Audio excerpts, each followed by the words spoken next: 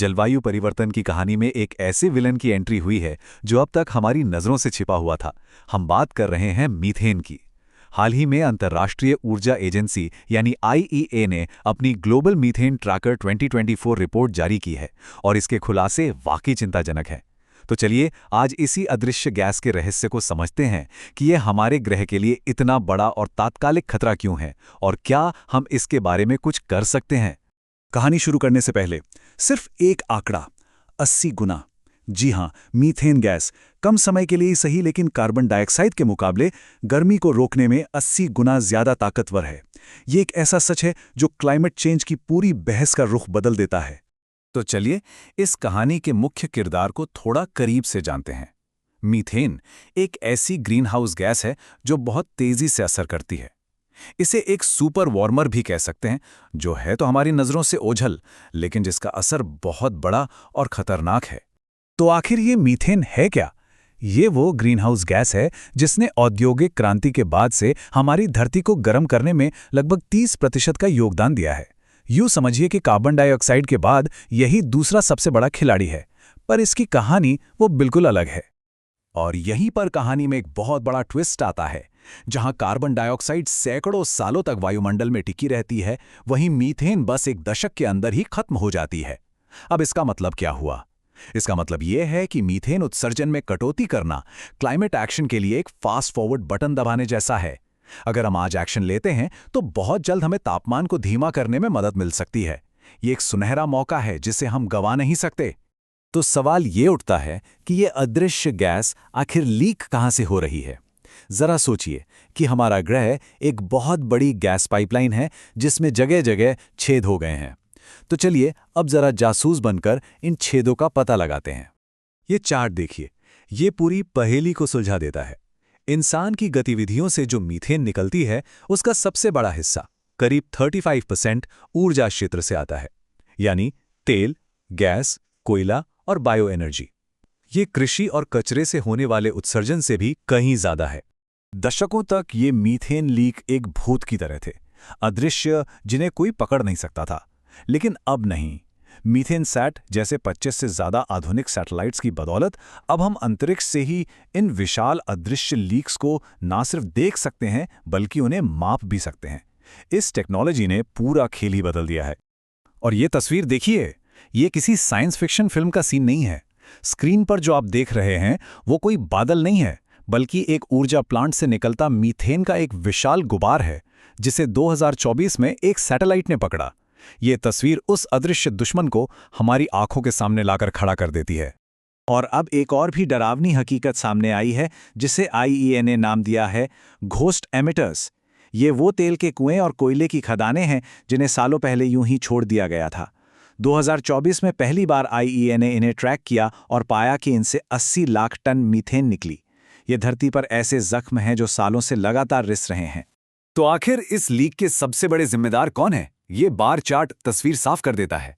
ऊर्जा क्षेत्र में चीन, अमेरिका और रूस जीवाश्मी ईंधन से होने वाले मीथेन उत्सर्जन में सबसे आगे हैं। ये जानना जरूरी है कि अगर समस्या को सुलझाना है तो ध्यान कहाँ केंद्रित करना होगा। और यहीं से कहानी का सबसे बड़ा ड्रामा शुरू होता है। एक तरफ है बड़े बड़े अंतर्राष्ट्रीय वादे और दूसरी तरफ है जमीनी हकीकत, यानी उत्सर्जन का कड़वा सच। और इन दोनों के बीच एक बहुत गहरी खाई है। याद होगा 2021 में COP26 में एक बड़ा ऐलान हुआ था, ग्लोबल मीथेन प्लेज, यानी वैश्विक मीथेन प्रतिज्ञा। 155 से ज्यादा देशों ने मिलकर यह वादा किया कि वो 2030 तक मीथेन उत्सर्जन में 30% की भारी कटौती करेंगे। ये एक बहुत बड़ा और जरूरी लक्ष्य था। वादा तो बहुत बड़ा था, लेकिन जमीनी हकीकत वो कुछ और ही कहानी कहती है। उत्सर्जन कम होने के बजाय खतरनाक स्तर पर बना हुआ है। नीतियां तो हैं, पर उन्हें लागू करने की रफ्तार बेहद धीमी है। वादे और हकीकत के बीच का ये फासला अब साफ दिखने लगा है। और इस खाई की एक बड़ी वजह यह भी है कि दुनिया के कुछ सबसे बड़े उत्सर्जक जैसे कि चीन, भारत और रूस इस वादे का हिस्सा ही नहीं है। ये देश मिलकर कुल 45% उत्सर्जन के लिए जिम्मेदार हैं। इतना ही नहीं, बहुत कम देशों ने मीथेन कटौती को अपने राष्ट्रीय स्तर पर निर्धारित योगदान यानी एनडीसीज का हिस्सा बनाया है। और अब एक ऐसा आंकड़ा जो शायद सबसे ज्यादा चौंकाने वाला है। आईईए का अनुमान है कि ऊर्जा क्षेत्र से असल में जितनी मीथेन निकल रही है वो देशों द्वारा बताए गए आधिकारिक आंकड़ों से करीब 80% ज्यादा है। मतलब समस्या जितनी बड़ी बताई जा रही है, हकीकत में वो उससे कहीं ज्यादा गहरी है। इतनी सारी चिंताजनक बातों के बाद अब कहानी में उम्मीद की एक किरण भी है। अच्छी खबर यह है कि इस वैश्विक गैस लीक को ठीक करने के लिए हमारे पास तकनीक पहले से मौजूद है और आसानी से उपलब्ध भी।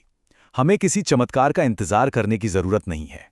ये बात सुनने में शायद अविश्वसनीय लगे, लेकिन ये सच है। आज हमारे पास जो टेक्नोलॉजी है उससे हम जीवाश्म ईंधन से होने वाले 70% मीथेन उत्सर्जन को कम कर सकते हैं। और सबसे अच्छी बात, इसमें अक्सर कोई खर्चा नहीं आता, बल्कि लीक हो रही गैस को पकड़कर कंपनियां उसे बेचकर मुनाफा तक कमा सकती हैं। ये एक दुर्लभ विन विन सिचुएशन है। तो आखिर ये समाधान है क्या? असल में ये कोई रॉकेट साइंस नहीं है। पहला, लीक का पता लगाकर उन्हें ठीक करना, जिसे लीक डिटेक्शन एंड रिपेयर यानी LDR कहते हैं। दूसरा, पुराने उपकरणों को अपग्रेड करना। तीसरा, गैस को हवा में छोड़ने या जलाने के बजाय उसे कैप्चर करना। और चौथा, उन घोस्ट एमिटर्स यानी छोड़े गए कुओं और खदानों को ठीक से सील करना। और जैसा कि इस तस्वीर में दिख रहा है, ये समाधान सिर्फ कागजों पर नहीं है, ये वास्तविक जमीनी काम है जिन्हें आज ही शुरू किया जा सकता है। मतलब साफ है, सवाल रास्ते का नहीं बल्कि इरादे का है। तो अब हम कहानी के अंत में आ गए हैं।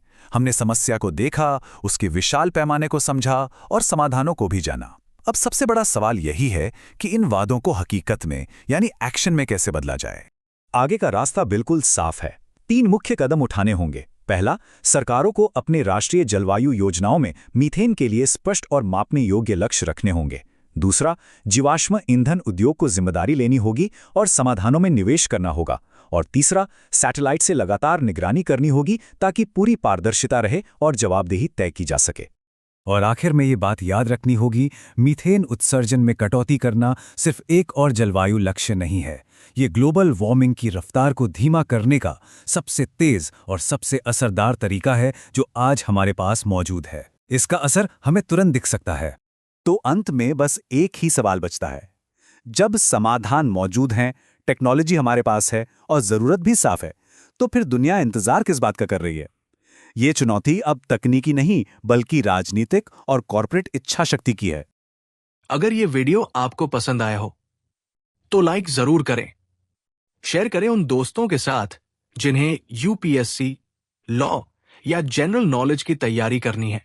और हाँ, सब्सक्राइब करें। आप अपने सुझाव या सवाल नीचे कमेंट में लिख सकते हैं। यूपीएससी एंड कॉम्पिटिटिव एग्जाम की गाइडेंस या मेंटरशिप के लिए संपर्क करें। Our contact information is given in description. धन्यवाद। मैं हूं कृणाल ठाकुर। मिलते हैं अगले भाग में। जय हिंद।